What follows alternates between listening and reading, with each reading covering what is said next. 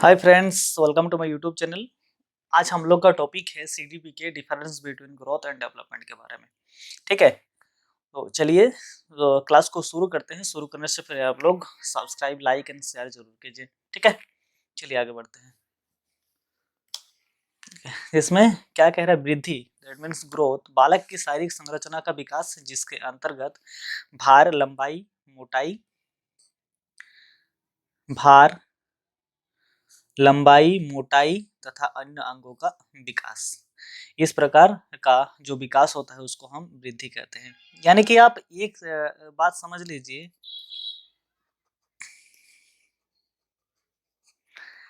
Time changing के साथ क्या होता है, बालक में वृद्धि होते जाता है ना। जैसे 1 साल के बाद 2 साल जाना, 3 साल जाना, इस तरह से क्या है, ये छोटा था, फिर बड़ा हुआ, फिर और बड़ा हुआ, फिर और बड़ा हुआ। इस आधार पर क्या हुआ, उनको एक समय ऐसा आया कि अब वो बढ़ नहीं सकते। अब उनका क्या है, वृद्धि वहीं पर एंड हो गया है ना। वृद्धि उनका एंड हो गया, अब वो आगे नहीं चल सकता है, जिनमें क्या बहुत सारा अंग आता है। ठीक है, चलिए आगे बढ़ते हैं।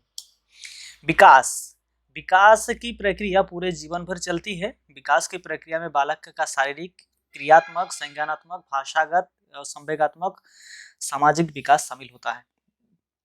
इसमें क्या है, आप एक कोई भी बच्चा को रियलाइज कीजिए, छोटा से बड़ा जैसे ही होते जाता है, बड़ा होते जाता है, तो उनमें क्या होता है, बहुत सारा चीज में परिवर्तन होता है। जैसे पहले क्या होता है, वो अपने माता पिता पर निर्भर होता है। फिर क्या है, उन्होंने कार्य करने की क्षमता होता है। फिर क्या है, उनके अंदर इंडिपेंडेंसी आ जाता है ना।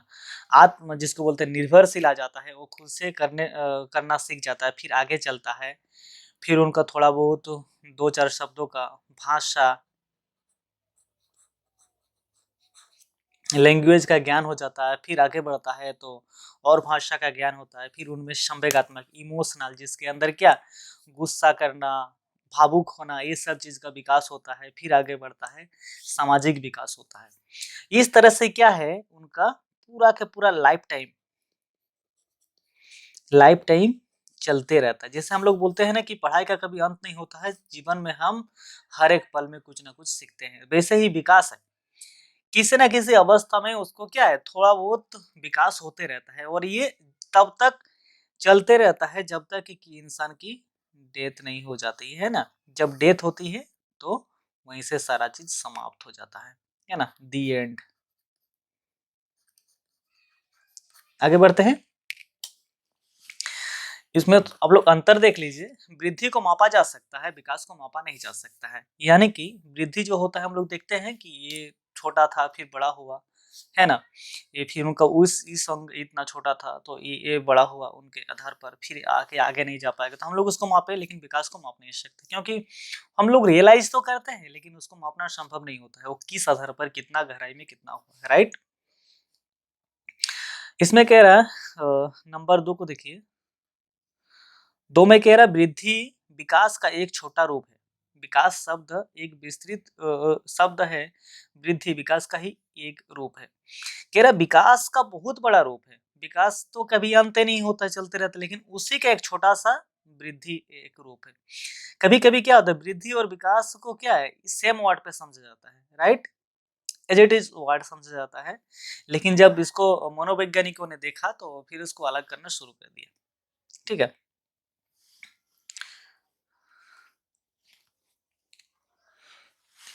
तो इसको क्या है, चाइल्ड साइकोलॉजी के अनुसार अलग कर दिया है। उसमें क्या है, फिर वृद्धि को एक रूप दिया कि ये इतना ही तक जाता है, इसका निश्चित होता है कि ये इतना ही तक जाएगा, लेकिन इसका कोई भी निश्चित नहीं होता है, ये अनिश्चित होता है ना, ये अनिश्चित होता है।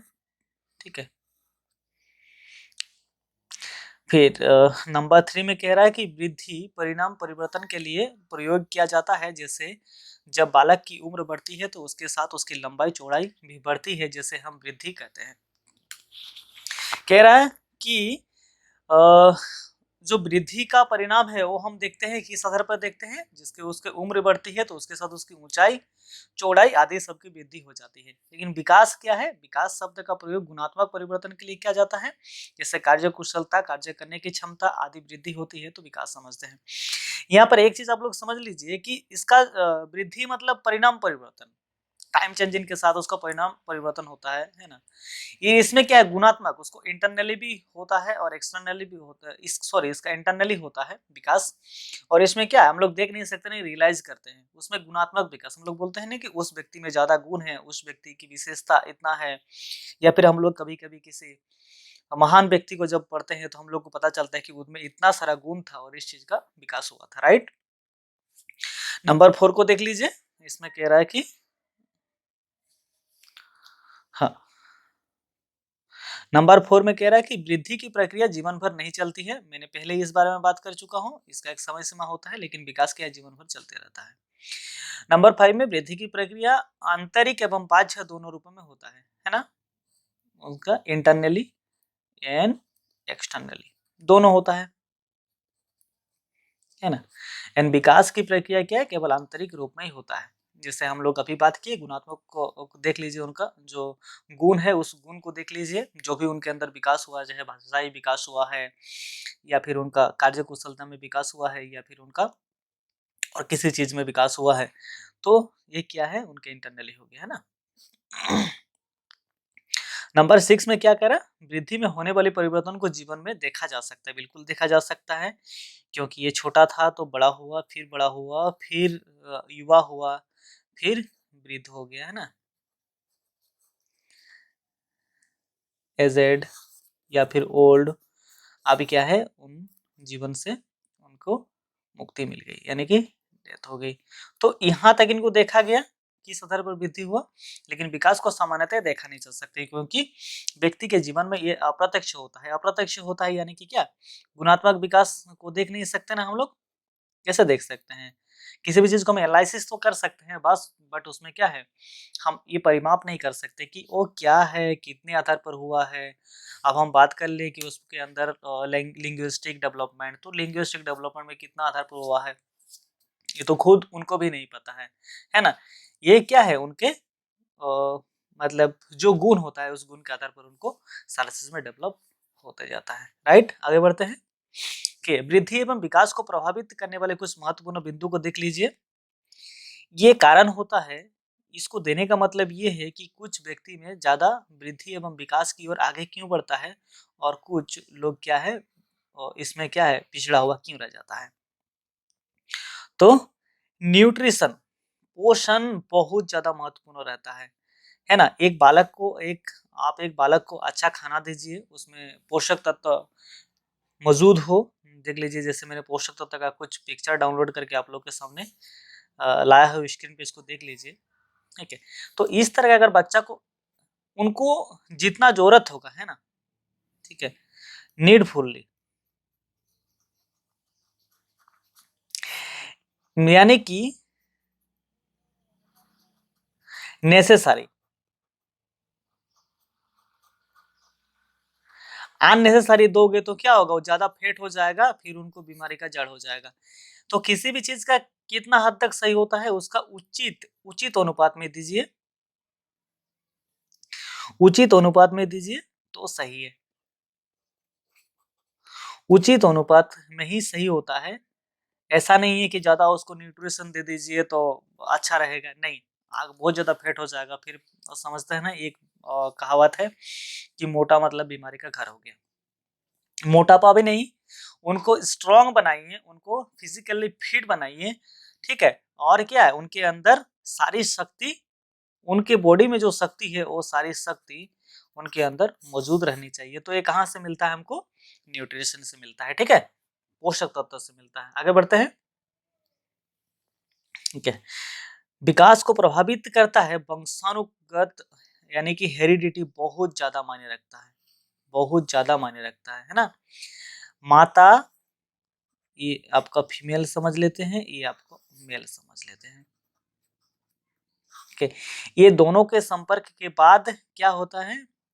बच्चा का सृजन माँ के गर्भ में शुरू होता है, फिर आगे बढ़ते जाता है, फिर वो दुनिया का दर्शन करता है। तो ये क्या है, पूरा का पूरा डिपेंडेंट पहले तो क्या है, पिता के जो शुक्राणु होते हैं, पिता के शुक्राणु क्या है, पिता अगर स्वस्थ है तो उनका शुक्राणु भी क्या है, स्वस्थ होगा, और उनका शुक्राणु अच्छा कैटेगरी का होगा, जिसमें उनको जितना शुक्राणु के अंदर न्यूट्रिशन या फिर मतलब हम क्या बोले, जितना उनको विटामिन होना चाहिए उस चीज़ पे, तो वो अगर पर्याप्त रहता है, फिर माँ के अंदर पे जाता है, जाने के बाद वहीं से तो एक शुक्राणु से ही तो शुरू होता है ना, डिम्बाणु के संपर्क में आता है, फिर माँ क्या है, शुक्राणु को एब्जॉर्ब करती है, ठीक है, यूट्रस में एब्जॉर्ब करने के बाद क्या, बच्चा सीजन होना शुरू होता है।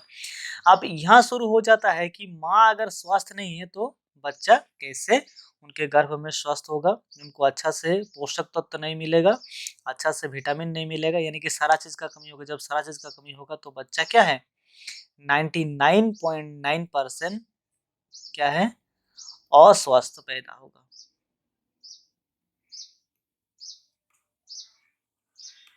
वो स्वस्थ पैदा होगा, ये निश्चित है।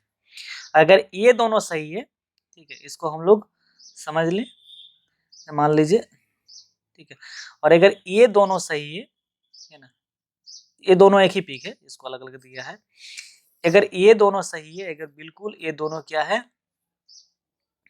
पेरेंट्स अगर हेल्दी है तो क्या है, बच्चा हेल्दी होगा। ये 99.9% प्रोबेबिलिटी रहता है, चांस रहता है, जिसको बोलते हैं हम, है ना, 99% चांस, 99.9% चांस है। अगर माता पिता स्वास्थ्य है तो बच्चा भी स्वास्थ्य होगा, और बच्चा में क्या, कार्य क्षमता, बच्चा में गुण, सारा चीज में विकास जल्दी से होने लगेगा। ठीक है, आगे बढ़ते हैं। लिंग, विकास को प्रभावित लिंग में भी बहुत ज्यादा करता है ना। ये क्या है, ये बच्चा है और एक बच्ची है, या फिर आप मेल बोलो या फिर आप फीमेल बोलो। ये क्या है, इनको कोई इंसान नहीं करते, इनको प्राकृतिक क्या है, इनके तुलना में क्या है, इनके अंदर कार्य क्षमता उतना नहीं होता है जितना एक मेल पे होता है या फिर एक बच्चा पे होता है। यानी कि बच्ची के तुलना में बच्चा पे क्या होता है, ज्यादा कार्य क्षमता होता है, वो ज्यादा कार्य कर सकते हैं, बिना थके हुए कार्य कर सकते हैं, जो चीज करने में क्या, फीमेल को जो कार्य एक मेल ने 2 दिन में करता है, वो उनको हार्ड वर्क अगर है तो वो 2-3 दिन में भी नहीं कर सकती है। ठीक है, तो ये क्या है, नेचुरली है। आगे बढ़ते हैं। वायु एवं प्रकाश, ठीक है, वायु यानी कि एयर, इन प्रकाश मतलब हम लोग सनलाइट को समझ रहे हैं। ठीक है, ठीक है, एयर अगर अच्छा रहेगा, वायु अगर अच्छा रहेगा तो हमको सांस लेने में आसानी होगी, हमें श्वसन तंत्र में कोई भी रोग नहीं होगा। अगर वायु खराब होगा, वायु अगर दूषित होगा तो हमारी सांस नली फूलने लगेगी, बहुत सारे बीमारी हो सकती है सांस नली के अंदर। एग्जाम्पल के तौर पे दिल्ली को देख लीजिए, ठंडा के मौसम में दिवाली के बाद क्या होता है, पटाखे जला के या फिर आपका कल कारखाना के धुआं से इतना, और गाड़ी के धुआं से जो आपका ट्रांसपोर्ट होता है, दिल्ली में तो बहुत ज्यादा होता है। ठीक है, ट्रांसपोर्ट प्लस पटाखा प्लस कल कारखाने का धुआं, इन सभी चीजों में वायु को पूरा का पूरा प्रदूषित करता है, और उसमें क्या है, सांस लेने में दिक्कत होता है। ठीक है, नाक जलन करने लगती है, सांस नली के अंदर भी सांस फूलने लगता है। ठीक है, तो ये क्या है, ये जस्ट मैंने एग्जांपल दिया, ऐसे बहुत सारा शहर है। सनलाइट, इसमें क्या है, हमारा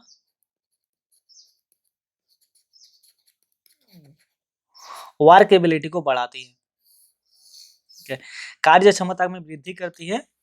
हमको क्या है, किसी भी अगर सनलाइट आपको पर्याप्त रूप से आपके बॉडी पे जा रहा है तो विटामिन डी मिल रहा है, यानी कि आपको थकावट कम होगी।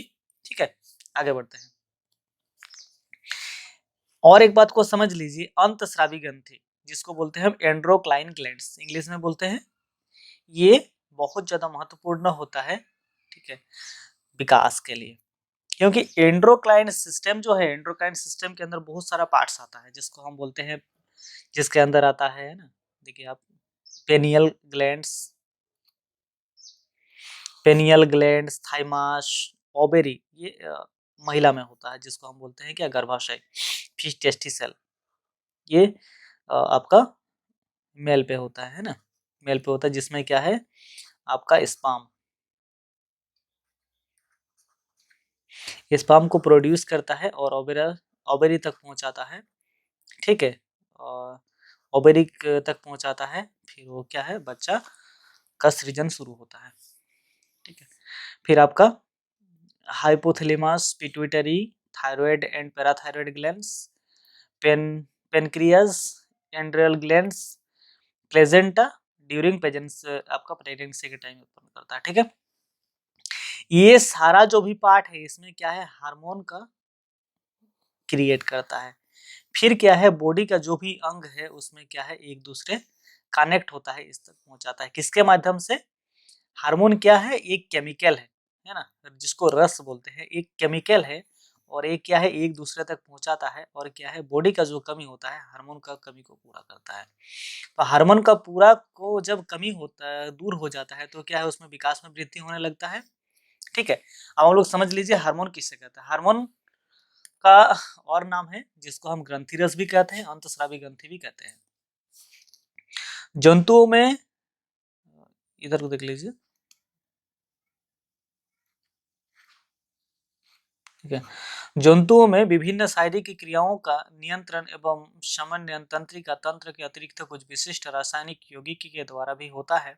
ये रासायनिक यौगिक हार्मोन कहलाता है। क्या कह रहे हैं कि जो शारीरिक क्रिया का नियंत्रण करते हैं, जैसे तंत्रिका तंत्र है ना, तंत्र के अतिरिक्त कुछ विशिष्ट और रासायनिक यौगिक भी होता है। ये क्या है, बॉडी के पार्ट्स को जो है, जो भी जिनसे कार्य करने की क्षमता, फिर उनके अंदर आपका यौन संबंध, मेटाबॉलिज्म, श्वसन, हम लोग आगे बढ़ेंगे, ये सब चीज क्या है, वो कंट्रोल करके रखता है, ठीक है। इसको देख लीजिए, जो इसको देख लीजिए, एंडोक्राइन सिस्टम को, एंडोक्राइन सिस्टम को हार्मोन सिस्टम भी कहा जाता है। यह सिस्टम कई ग्रंथियों से बना होता है, जो हार्मोन्स को बनाता है और निकालता है। हार्मोन शरीर के केमिकल संदेश भाग होता है, जो कोशिकाओं के एक समूह से दूसरे समूह तक सूचना और निर्देश ले जाते हैं। इन हार्मोन्स से शरीर के कई कार्यों नियंत्रित होते हैं, जैसे श्वसन, मेटाबॉलिज्म, प्रजनन, संवेदन, चलना फिरना, यौन क्रिया, ग्रोथ आदि। इसका तात्पर्य ये होता है कि ये क्या है, हार्मोन केमिकल के माध्यम से एक से दूसरे आपका बॉडी के पार्ट्स में जाते हैं और उसको कंट्रोल करता है। ये क्या है, बॉडी का जो एक सही बैलेंस है वो बनाए रखता है। फिर आपको सेकंड में जो आपको दिया हुआ है, इसमें पढ़िएगा तो आपको समझ में आ जाएगा कि इन्हें शरीर में अधिक समय तक संचित नहीं रखा जा सकता था, कार्य समाप्ति के बाद नष्ट हो जाते हैं एवं उत्सर्जन के द्वारा शरीर से बाहर निकाल दिए जाते हैं। हार्मोन से कमी या अधिकता होने से सजीव में व्यवधान उत्पन्न करती है। क्या कह रहा है कि जब इनका कार्य हो जाता है, हार्मोन्स का जब काम हो जाता है, फिर उसके बाद क्या है, उनको क्या है, हार्मोन्स का काम हो गया, यानी कि वो शरीर के अंदर ही मर गया, फिर उसको क्या है, उत्सर्जित नली जो है उसको फिर बाहर निकाल देती है। और कह रहा है कि ज्यादा हार्मोन्स बनना भी शरीर में क्षतिकारक है और कम हार्मोन बनना भी क्षतिकारक है, यानी कि इक्वल बैलेंस पे रहेगा, और आपका नीडफुल जितना रहेगा बॉडी पे उतना ही जरूरी है ना, उससे ज्यादा हानिकारक है, ठीक है। इतना ही हम लोग को सीडीपी के लिए इतना काफी होता है, फिर इनके अंदर और गहराई जानने की जरूरत नहीं है, ठीक है। आगे बढ़ते हैं, शारीरिक क्रिया यानी कि एक्सरसाइज, ठीक है। एक्सरसाइज बहुत जरूरी होता है आपका बॉडी को डेवलप करने के लिए। जैसे जैसे आपका क्या है, बॉडी डेवलप होगा, वैसे वैसे क्या है आपका इस आधार पर ढलेगा कि आप एक्सरसाइज अगर पर डे कर रहे हैं तो आपका क्या है, कार्य क्षमता ज्यादा होगा, आपका शरीर स्वस्थ होगा, आपका हेल्थ अच्छा होगा, ठीक है। तो ये सभी चीज क्या निर्भर करता है एक्सरसाइज के ऊपर। जैसे आप देखते हैं कोई व्यक्ति फिजिकली बहुत फिट है, कोई व्यक्ति मोटा है, उनका क्या है, बेली पेट बहुत ज्यादा निकल चुका है, या फिर उनका शरीर का गठन ठीक नहीं है ना। तो ये क्या होता है, एक्सरसाइज, वर्कआउट। वर्कआउट आप जितना करेंगे, एक्सरसाइज जितना करेंगे, उसी आधार पर आपका बॉडी पे कार्य क्षमता ज्यादा होगा, बॉडी में आपका सारा चीज जो आपको एक इक्वलिटी में होना चाहिए, बॉडी में बैलेंस होता है। फिर आपका जो ब्लड सेल होता है उन सभी चीजों में क्या है, विकास ज्यादा होगा। वो अच्छा से क्या है शरीर के, आपका हार्ट से क्या होगा, शरीर यही करता है ना, आपका सारा बॉडी से संग्रह करता है, फिर आपका हार्ट तक पहुंचाता है ब्लड सेल को, फिर वहां से क्या उसको क्लियर करके एकदम प्योर करके फिर सारा बॉडी पे फिर भेज देता है, फिर आता है। तो ये किसके माध्यम से, अगर आप एक्सरसाइज करेंगे तो आपका ये सारा चीज ज्यादा रहेगा, श्वसन तंत्र आपका अच्छा रहेगा, आपका ब्लड सेल अच्छा रहेगा, आपका बॉडी का गठन है वो अच्छा रहेगा, आदि सभी चीजों में वृद्धि होगा। ठीक है, आगे बढ़ते हैं। आज के लिए इतना ही, फिर हम लोग पार्ट थर्ड में देखेंगे वृद्धि की अवधारणाएं जो है। ठीक है, तो आप लोग चैनल को लाइक कीजिए, शेयर कर दीजिए एंड सब्सक्राइब करना ना भूलें। Thank you.